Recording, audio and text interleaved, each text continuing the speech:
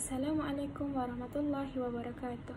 Alhamdulillah rabbil alamin. Wassalatu wassalamu ala asyrafil anbiya'i wal mursalin wa ala alihi wa sahbihi ajma'in. Salam sejahtera, salam kasih, salam IPGM KTHO kelas pertama 2025. Salam IPGM peneraju bertaraf dunia dan salam Malaysia Madani.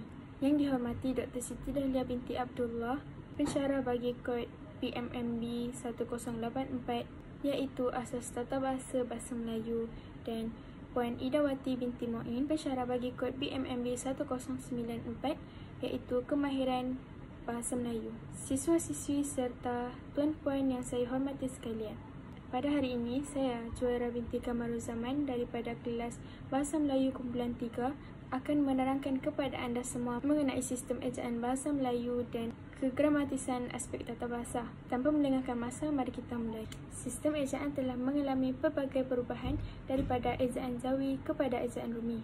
Secara umumnya, sejarah perkembangan ejaan Bahasa Melayu boleh terbahagi kepada dua tahap, iaitu tahap sebelum merdeka dan tahap selepas merdeka. Perkembangan ejaan Bahasa Melayu sebelum kemerdekaan bermula daripada sistem ejaan Maxwell 1882, sistem ejaan Wilkinson 1904, sistem ejaan Zappa 1949, sistem ejaan Fajar Asia 1945 sehingga 1954, dan sistem ejaan Rumi Kongres 1956. Perkembangan ejaan Bahasa Melayu selepas kemerdekaan pula bermula daripada sistem ejaan Malindo 1959 dan sistem ejaan Rumi Bahasa Melayu 1972 yang digunapakai sehingga hari ini. Pertama sekali, mari kita lihat kepada asas sistem ejaan. Kenyataan bersama telah ditandatangani oleh Datuk Hussein On dan Bapa Masuri untuk melaksanakan satu sistem ejaan yang selaras dan standard antara Malaysia dengan Indonesia bagi menggantikan sistem ejaan terdahulu yang tidak seragam. Sistem ejaan ini diperkenalkan secara rasmi pada 16 Ogos 1972 di kedua-dua negara. Di Indonesia dikenali sebagai Sistem Ejaan Bahasa Indonesia, dan di Malaysia dikenali sebagai Sistem Ejaan Rumi Baharu Bahasa Malaysia 1972. Sistem ini telah digunapakai untuk beberapa ketika, namun terdapat beberapa isu kecil tentang ejaan timbul. Walau bagaimanapun, isu ini berjaya diselesaikan dalam beberapa siri persidangan Majlis Bahasa Indonesia Malaysia. Seterusnya, kita bergerak pula kepada ciri sistem ejaan Rumi 1972. Ciri utama sistem Rumi 1972 terbahagi kepada 6, iaitu penggunaan abjad Bahasa Melayu, sistem keselarasan vokal, penulisan huruf Bahasa Melayu, penulisan kata Bahasa Melayu, penulisan ejaan kata pinjaman, dan penggunaan tanda baca. Ciri utama sistem ejaan Rumi 1972. Pertama, penggunaan abjad Bahasa Melayu. Dalam ejaan Bahasa Melayu, terdapat 26 abjad yang terdiri daripada huruf A sehingga huruf Z. Cara sebutan dan bunyi yang dihasilkan oleh setiap huruf adalah berbeza-beza. Contohnya, sebutan huruf A tidak sama dengan sebutan huruf B dan lain-lain. Seterusnya, huruf vokal. Terdapat 5 huruf vokal dalam ejaan Bahasa Melayu, iaitu A, E, I, O dan U. Vokal E mempunyai keunikan kerana melambangkan dua bunyi, iaitu E pepet dan juga E taling. Cara sebutan E pepet ialah E, manakala cara sebutan E taling pula ialah A. Huruf vokal digunakan pada awal kata, tengah kata dan juga akhir kata. Huruf konsonan ialah bunyi yang dihasilkan dengan menyekat arus pernafasan menggunakan organ-organ pertuturan. Dalam ejaan Bahasa Melayu, terdapat 21 konsonan yang terdiri selain daripada huruf A, E, I, O dan U.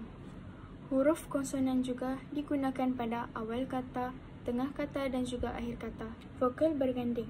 Vokal berganding ialah deretan dua huruf vokal yang membentuk suku kata yang berbeza.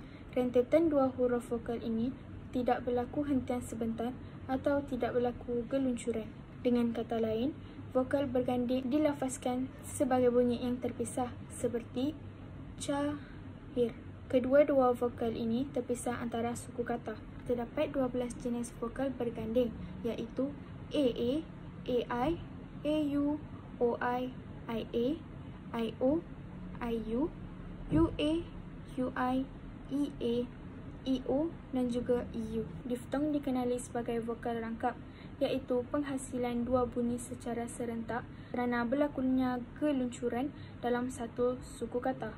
Dengan kata lain, diftong dilafazkan sebagai satu bunyi sahaja dan kedua-dua vokal ini tidak dapat dipisahkan. Sebagai contoh, gadai. Terdapat 3 jenis diftong, iaitu AI, AU dan OI. Contoh jenis diftong bagi AI pada penggunaan awal kata ialah I sing, pada tengah kata ialah haiwan dan pada akhir kata ialah petai. Digraf ialah dua huruf konsonan yang berturut-turut yang mewakili atau melambangkan satu bunyi konsonan seperti SY dalam syarikat. Digraf juga dikenali sebagai dui lambang, dui huruf atau huruf rangkap. Deret konsonan dikenal sebagai gabungan konsonan, iaitu dua huruf konsonan yang hadir secara berturutan dalam satu perkataan tetapi berada dalam suku kata yang berlainan, seperti NK dalam concrete yang dalam suku kata concrete. Gugus konsonan dikenal sebagai gabungan dua huruf konsonan dalam satu perkataan yang berada dalam suku kata yang sama, seperti DR dalam perkataan drama yang dalam suku kata drama. Suku kata ialah pemenggalan kata berasaskan keberadaan huruf vokal. Hal ini berlaku kerana tiap-tiap suku kata ditandai oleh huruf vokal. Huruf vokal ini dapat membentuk suku kata sama ada huruf vokal ini terletak di hadapan atau di belakang huruf konsonan atau tidak diikuti konsonan. Kehadiran vokal dalam sesuatu kata menjadi asas pembahagian sesuatu kata kepada suku kata. Suku kata terbahagi kepada dua jenis, iaitu suku kata terbuka dan suku kata tertutup. Suku kata terbuka merupakan suku kata yang terdiri daripada huruf vokal sahaja atau gabungan vokal dan konsonan yang berakhir dengan vokal atau konsonan selain P, T, R, H, M, N dan K. Contohnya abu, sudu, cinta, emak. Suku kata tertutup pula ialah suku kata yang diakhiri oleh huruf konsonan P, T, R, H, M, N dan K. Bagi contoh, padam, tuah, kain, minggu, cemerlang. Posisi suku kata pula terbahagi kepada 3, iaitu suku kata awal, suku kata tengah dan suku kata akhir dengan berdasarkan kehadiran vokal dalam sesuatu kata. Dalam bahasa Melayu, setiap kata mengandungi suku kata. Setiap suku kata lazimnya ditandai oleh satu vokal. Vokal tersebut dapat didahului atau diikuti oleh konsonan K. Terdapat 4 cara persukuan, iaitu persukuan pola suku kata umum, persukuan pola suku kata-kata pinjaman, persukuan pemisahan suku kata-kata dasar, dan persukuan kata terbitan.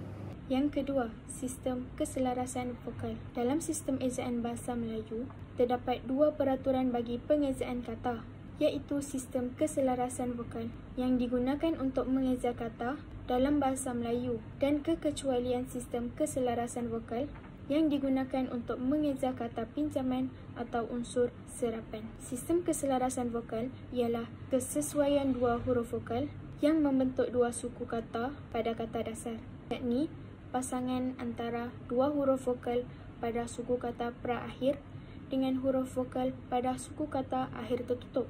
Dengan kata lain, pasangan huruf vokal ini berlaku keharmonian dan keteraturan dari segi bunyi dalam satu kata seperti contoh yang berikut. Berdasarkan contoh yang saya berikan, suku kata halaman terdiri daripada suku kata awal, pra-akhir dan akhir tertutup. Keselarasan vokal berlaku di antara suku kata pra-akhir dengan suku kata akhir tertutup, iaitu A, yakni keserasian dan keharmonian berlaku di antara kedua-dua huruf vokal tersebut. Terdapat 18 pola keselarasan vokal dalam sistem ejaan Baharul Rumi Bahasa Melayu. Kekecualian pola keselarasan vokal ialah ejaan kata Bahasa Melayu yang tidak mematuhi pola keselarasan vokal yang terdiri daripada 18 pola keselarasan vokal. Terdapat 16 pola kekecualian keselarasan vokal dalam sistem ejaan Baharul Rumi Bahasa Melayu yang lazimnya digunakan untuk kata pinjaman daripada bahasa Inggeris dan bahasa Nusantara. Penggunaan huruf besar bagi huruf pertama kata di awal ayat yang lengkap. Contohnya, Beliau ialah guru saya. Siapakah gadis itu? Penggunaan huruf besar juga digunakan sebagai huruf utama petikan langsung atau permulaan kata bagi cakap tajuk. Contohnya, Datuk bertanya, bilakah kamu akan ke kolej?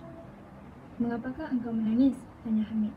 Huruf besar juga digunakan sebagai huruf pertama gelaran kehormat, keturunan dan keagamaan yang diikuti nama orang.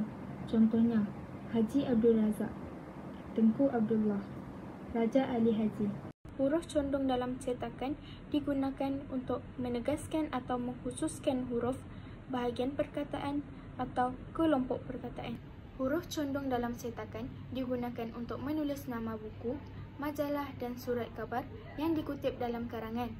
Misalnya, majalah Bahasa dan Kesusasteraan, buku Salina karangan A. Samad Said dan akhbar Berita Harian. Huruf condong dalam cetakan juga digunakan untuk menulis perkataan nama ilmiah atau ungkapan asing kecuali yang telah disesuaikan ejaannya. Misalnya, nama ilmiah manggis ialah Carcinia mangostana. Penulisan kata bahasa Melayu terbagi kepada 6, iaitu kata dasar, kata terbitan, kata ganda, kata majmuk, bentuk terikat lain, kata seni nama dan akhir sekali angka dan lambang bilangan. Seterusnya, penulisan ejaan kata pinjaman. Apabila suatu kata daripada pelbagai bahasa, misalnya bahasa Inggeris, Arab, Jawa, Belanda, Portugis, Cina dan bahasa lain hendak diserap dalam bahasa Melayu, beberapa pedoman atau kaedah perlu dipatuhi. Terdapat dua situasi unsur asing, iaitu kata pinjaman dapat diserap dalam bahasa Melayu melalui penyerapan sepenuhnya dari segi sebutan dan tulisan yang dikekalkan, seperti bahasa asal, atau penyerapan dalam bentuk visual diutamakan.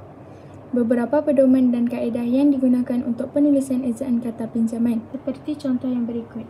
Akhiran asing, perubahan ejaan ARY menjadi ER. Sebagai contoh, bahasa pinjaman secondary, bahasa Melayu sekunder. Yang keenam, penggunaan tanda baca, seperti tanda noktah atau titik, tanda koma, tanda tanya, tanda seru dan sebagainya. Pertama, tanda noktah atau titik. Tanda noktah atau titik digunakan pada akhir ayat, bukan pertanyaan atau seruan. Contoh ayat, kereta itu kepunyaan bapa saya. Selain itu, tanda noktah atau titik juga digunakan pada singkatan nama orang, gelaran, pangkat, jawatan dan sapaan.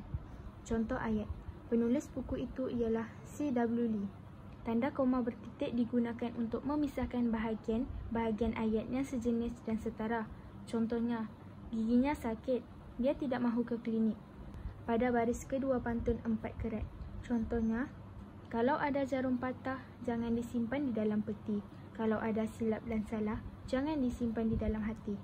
Penggunaan tanda koma berlaku di antara unsur-unsur dalam suatu pemerincian atau pembilangan. Sebagai contoh, Maisarah menanam berbagai jenis bunga seperti mawar, melati, dan orkid. Tanda koma juga digunakan setelah kata penghubung antara kalimat, seperti jadi, oleh kerana itu, dengan demikian, akan tetapi. Contoh ayat, kerana itu kita harus menjaga kesihatan. Tanda koma juga digunakan sebelum kata penghubung, seperti tetapi, melainkan, sedangkan, dan kecuali. Contoh ayat, semua pelajar hadir pada hari ini kecuali hakim. Seterusnya, tanda titik bertindih. Tanda titik bertindih digunakan pada akhir sesuatu pernyataan apabila diikuti suatu rangkaian atau pemberian. Contohnya, penduduk negeri Sarawak terdiri daripada pelbagai suku, iaitu Iban, Melanau, Bidayu dan sebagainya. Tanda titik bertindih juga digunakan untuk memberi penjelasan atau memperkenalkan sesuatu. Contohnya, tarikh pada 3 Ogos 2006, masa pada 5.40 petang, tempat di bilik gerakan. Tanda sempang digunakan untuk memisahkan huruf kecil daripada huruf besar. Sebagai contoh, rahmat sempang mu. Yang kedua, hamba sempangnya. Yang ketiga, sinar sempang X. Tanda pisah digunakan untuk membatasi penyisipan kata, kelompok kata atau anak ayat yang memberikan penjelasan khusus. Contohnya, hasratmu itu aku yakin akan tercapai jika engkau berusaha dengan lebih keras. Penggunaan tanda elipsis digunakan untuk dipakai dalam ayat yang terputus-putus. Contoh, sekarang, ayolah kita memajukan negara ini bersama-sama. Tanda tanya. Tanda tanya digunakan pada akhir ayat tanya. Sebagai contoh, bagaimanakah keadaan ibu kamu? Ia juga digunakan di antara tanda kurung untuk menyatakan bahagian ayat yang disangsikan atau kurang dapat dibuktikan kebenarannya. Contohnya, gaji ayahmu RM10,000, tanda tanya, setiap bulan. Tanda seru digunakan sesudah ungkapan yang berupa seruan, perintah atau yang mengungkapkan kebenaran, ketidakpercayaan atau rasa emosi yang kuat. Sebagai contoh, alangkah indahnya pemandangan di sini. Wah, besarnya rumah engkau. Tanda kurung digunakan untuk mengapit tambahan keterangan atau penjelasan. Sebagai contoh, PISMP, tanda kurung, Program Ijazah Sarjana Muda Pendidikan, tanda kurung. Tanda siku pula digunakan untuk mengapit huruf, kata atau kelompok kata sebagai pembetulan atau tambahan kepada ayat atau bahagian ayat yang ditulis oleh orang lain, yang menjadi isyarat bahawa kesalahan tersebut ada dalam naskah asal. Contohnya, penyanyi itu telah tanda siku N dendang lagu irama klasik di hadapan orang ramai. Seterusnya, tanda petik. Tanda petik digunakan untuk mengapit petikan langsung yang berasal daripada pembicaraan naskah atau bahan bertulis yang lain. Tanda petik juga digunakan untuk mengapit judul syair, karangan dan bab buku semasa dipakai dalam ayat. Contohnya, sajak, tanda petik, jiwa kesepian, tanda petik, terdapat pada halaman ke-8. Tanda petik tunggal digunakan dalam ungkapan atau ayat yang sudah diapit tanda petik. Tanda ulang pula digunakan dalam tulisan cepat dan nota bagi menyatakan bentuk gandaan. Contohnya, basikal-basikal, pandai-pandai, betul-betul, rajin-rajin. Tanda garis miring digunakan dalam penomboran kod surat. Contoh, rujukan KPM, tanda garis miring 03, tanda garis miring 02. Akhir sekali, tanda penyingkat. Tanda penyingkat digunakan untuk menunjukkan penghilangan bahagian kata. Contoh, pesanan ibu kan ku ingati, kan membawa maksud akan. Seterusnya, pengenalan kegramatisan aspek tata bahasa. Tata bahasa merupakan acuan yang mengikut prinsip atau hukum bahasa sesuatu bahasa. Kegramatisan sesuatu ayat sangat dititik beratkan apabila penggunaan bahasa bertutur atau menulis ayat. Terdapat 4 aspek yang menentukan kegramatisan ayat, iaitu ejaan, kata, frasa dan ayat. Kesalahan yang berlaku pada 4 aspek ini menunjukkan bahawa kegramatisan ayat tidak berlaku. Oleh sebab itu, amatlah penting untuk pengguna bahasa menyedari 4 kesalahan agar tidak berlaku kesalahan tersebut semasa menggunakan bahasa Melayu. Isu kegramatisan bahasa yang ingin saya dalami pada hari ini ialah kesalahan ejaan yang sering dilakukan dalam kalangan masyarakat pada hari ini. Maksud kesalahan ejaan ialah penyimpangan atau kesilapan yang berlaku dalam bentuk tulisan dan tanda baca. Terdapat 9 jenis kesalahan ejaan yang lazimnya dilakukan, iaitu kesalahan huruf, kesalahan tanda sempang, kesalahan pencarakan, kesalahan pola keselarasan vokal, kesalahan kelainan vokal, kesalahan konsonan, kesalahan bahasa pinjaman, kesalahan bentuk bebas dan kesalahan bentuk terikat. Pertama, kesalahan huruf. Kesalahan huruf melibatkan kesalahan yang berlaku semasa menggunakan huruf besar atau huruf kecil. Yang kedua ialah kesalahan tanda sempang. Kesalahan tanda sempang melibatkan kesalahan yang berlaku semasa memerlukan penggunaan tanda sempang atau tidak.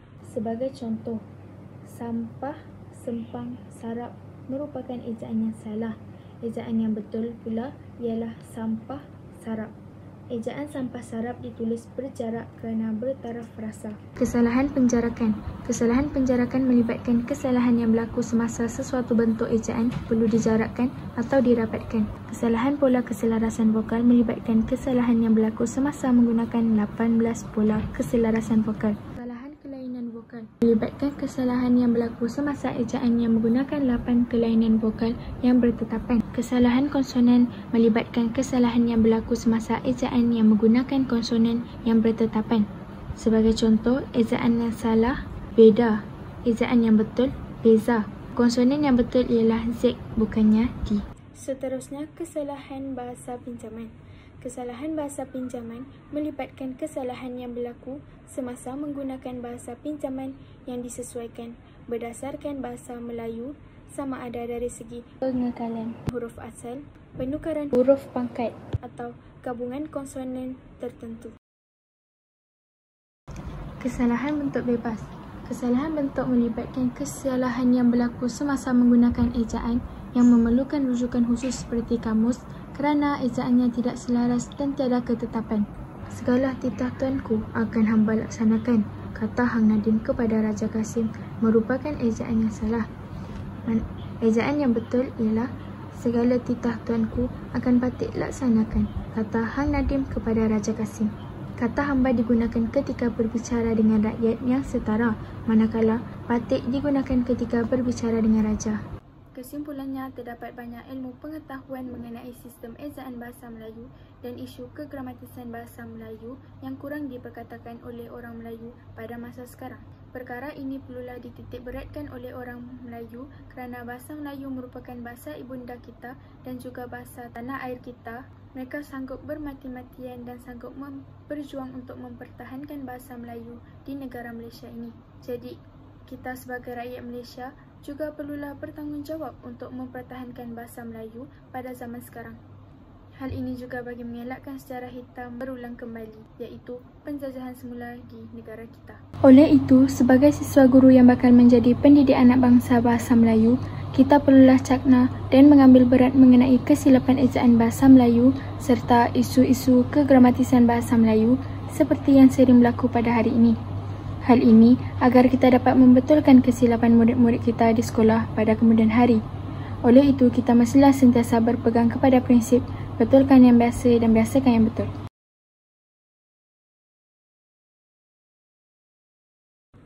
Seterusnya, mari kita bergerak pula kepada peranan dan pemikiran tokoh dalam memertabatkan bahasa Melayu. Terdapat satu tokoh yang telah saya kaji yang menyentuh tentang kesalahan ejaan, iaitu Profesor Dr. Asmah Haji Omar. Beliau dilahirkan di Jitra Kedah pada 5 Mac 1940. Beliau merupakan seorang pakar Nahu bahasa Melayu dan tokoh terkenal dalam bidang perancangan bahasa. Beliau merupakan wanita pertama yang pernah menyandang jawatan sebagai Profesor Linguistik Melayu dan timbalan Naib Kansellor di Universiti Malaya pada tahun 1983. Pada tahun 2002, beliau dianugerahkan gelaran Doktor Persuratan daripada Universiti Malaya. Antara contoh karya beliau ialah beliau telah menulis buku-buku dalam bidang tata bahasa sebagai rujukan orang ramai pada masa kini. Antara buku yang diterbitkan ialah Pengajaran Bahasa Malaysia dalam konteks perancangan bahasa kebangsaan iaitu DBP, Nahu Melayu Mutakhir 1980, Morfologi Sintaksis Bahasa Melayu, Malaya dan banyak lagi. Beliau juga turut menerbitkan buku tentang perkembangan sejarah dan genealogi bahasa Melayu sebagai bahasa tua. Seterusnya, peranan dan pemikiran Profesor Dr. Asmah Haji Omar dalam memartabatkan bahasa Melayu. Beliau mengemukakan pemikirannya mengenai peraturan linguistik adalah peraturan yang memastikan keteraturan sebutan dan nahu dalam penggunaan bahasa. Melalui penelitian terhadap kanak-kanak, khususnya dalam penuturan bahasa itu sebagai bahasa pertama dan bahasa orang dewasa. Pada tahun 1976, beliau memperlihat wacana temuduga dan wacana sebagai genre tersendiri kerana terdapat jaringan sosial yang menimbulkan sesuatu temuduga dan wawancara. Pada tahun 2002 pula, beliau menyatakan pengertian setiap bahasa merujuk kepada pengertian yang mematuhi pedoman-pedoman politik, sosial atau budaya dalam penggunaan bahasa menurut situasi. Seterusnya, mari kita bergerak pula kepada tokoh yang kedua, iaitu YB Senator Profesor Emeritus Datuk Seri Dr. Haji Awang bin Sarian. Profesor Datuk Dr. Haji Awang Sarian lahir pada 20 Oktober 1953 di Kampung Teluk Kerang, Pontian, Johor. Beliau merupakan seorang pemegang ijazah sarjana muda persuratan kepujian serta diploma pendidikan dari Universiti Kebangsaan Malaysia pada tahun 1977. Pada tahun ini juga, beliau beralih menjadi ketua editor di salah sebuah syarikat penerbitan swasta iaitu Far Eastern Publishers International. Pada tahun 1978 pula, beliau bertugas di Dewan Bahasa dan Pustaka sebagai editor jurnal Dewan Bahasa. Pada tahun 1984, beliau memperoleh ijazah sarjana sastera dalam bidang linguistik dari Universiti Malaya. Beliau juga telah memperoleh ijazah Doktor Falsafah dalam bidang falsafah pendidikan bahasa dari universiti yang sama. Beliau pernah menakbur bakti di Universiti Brunei Darussalam selama setahun. Antara penglibatan dan peranan tokoh Awang Seharian ialah beliau pernah menjadi kolumnis bagi majalah Pelita Bahasa, Dewan Siswa, Mastika, Panji Masyarakat dan beberapa majalah serta terbitan lain. Beliau bersuara lantang dalam memperjuangkan kedaulatan bahasa Melayu dalam pelbagai ranah, terutamanya dalam ranah pendidikan, pentadbiran negara dan media massa. Beliau juga terlibat dalam usaha pengelembengan tenaga pejuang bahasa untuk mengemukakan pandangan, memorandum dan merancang gerakan perdaulatan bahasa kebangsaan. Beliau pernah menjadi jurubicara PLM yang lantang dalam pelbagai isu bahasa kebangsaan seperti isu rancangan kerajaan menjadikan bahasa Inggeris sebagai bahasa kuliah subjek sains dan teknologi di Institusi Pengajian Tinggi Awam pada tahun 1993. Antara sumbangan beliau dalam bidang pengucapan awam ialah beliau melahirkan pemidato yang baik iaitu Nuriah yang meraih johan dalam pertandingan antarabangsa pidato Bahasa Melayu Piala Perdana Menteri Malaysia pada tahun 2010. Beliau mempunyai lebih 60 judul buku, majalah, risalah dan kamus.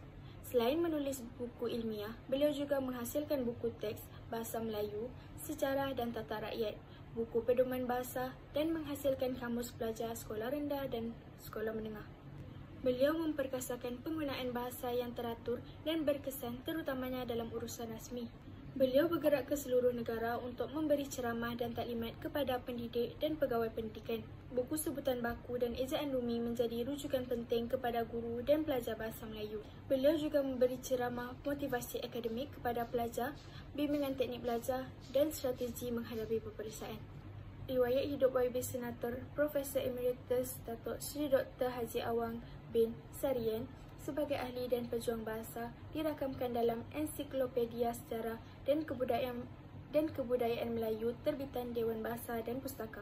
Antara pencapaian dan sumbangan beliau yang begitu besar dalam pengembangan bahasa Melayu di negara ini ialah beliau telah dianugerahkan khidmat cemerlang Dewan Bahasa dan Pustaka pada tahun 1985. Yang kedua, hadiah penghargaan sambutan 2 dekad pengajaran UPM 1993, Anugerah Tentera Kencana pada tahun 2000, Anugerah Pingat Kesatria Mangkunegara oleh Seri Paduka Baginda Yang di-Pertuan Agong pada tahun 2002, Anugerah Pejuang Bahasa Persatuan Linguistik Malaysia pada tahun 2016, Anugerah Tokoh Guru Suluh Budiman UPSI 2023 dan akhir sekali ijazah kehormat Doktor Persuratan Universiti Sultan Zainal Abidin pada tahun 2023. Antara karya yang dihasilkan oleh Dr. Awang Seharian ialah Islam di Cina, Asas Falsafah dan Pemikiran Melayu, Sintaksis Bahasa Melayu, Bersumberkan Karya Sastera dan Mencari Makna Diri Melayu. Kesimpulan yang boleh saya berikan ialah terdapat pelbagai cadangan dan usaha yang telah dilakukan oleh tokoh-tokoh Melayu terdahulu. Antaranya ialah Dr. Asma Haji Omar dan Dr. Awang Seharian. Jadi, kita sebagai rakyat Malaysia hendaklah menggunakan bahasa Melayu dengan lebih gramatis dan tata bahasa yang betul kerana bahasa Melayu merupakan bahasa tanah air kita. Pelbagai pihak bertanggungjawab dalam mempertingkatkan kegramatisan bahasa Melayu pada masa kini. Sekian, itu sahaja daripada saya. Terima kasih.